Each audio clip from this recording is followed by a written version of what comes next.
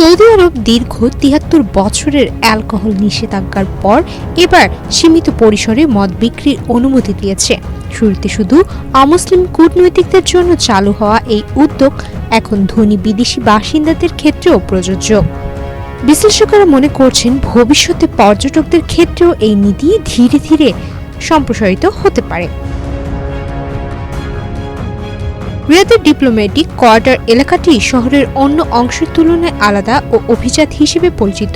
এখানে দূতাবাস, আধুনিক আবাসন, সবুজায়ন এবং কফি ও ক্যাফে সংস্কৃতি রয়েছে, যা তরুণ সৌদি ও প্রবাসীদের আকর্ষণ করে। এই এলাকার একটি সাধারণ ভবনের ভেতরে গোপনভাবে একটি ছোট মদের দোকান গড়ে তোলা হয়েছে।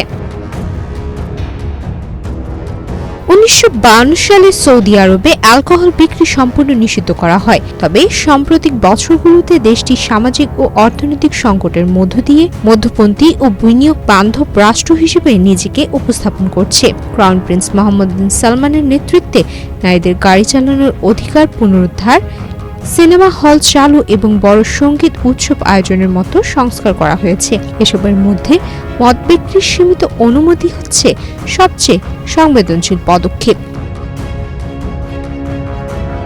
রিয়াদে এই মদের দোকানটি প্রথম চালু হয় ২০২৪ সালের জানুয়ারিতে। শুরুতে কেবল কূটনৈতিকরা সেখানে প্রবেশ করতে পারতেন, তবে ২০২৫ সালের শেষ দিকে আনুষ্ঠানিক ঘোষণা ছাড়াই নতুন নীতিমালা অনুসারে ধনী অমুসলিম বিদেশি বাসিন্দারাও বিয়ার, ওয়াইন ও অন্যান্য মদ কিনতে পারছেন।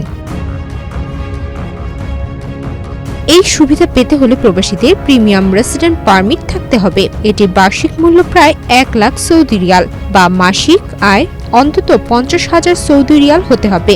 শুধুমাত্র বিনিয়োগকারী বা বিশেষ দক্ষতা সম্পন্ন পেশাজীবীরা এই পারমিট পাবেন। মদ কেনার সময় প্রবেশ পথে রেসিডেন্ট আইডি কার্ড দেখাতে হবে, যা ধর্ম ও বসবাসের মর্যাদা নির্দেশ করে।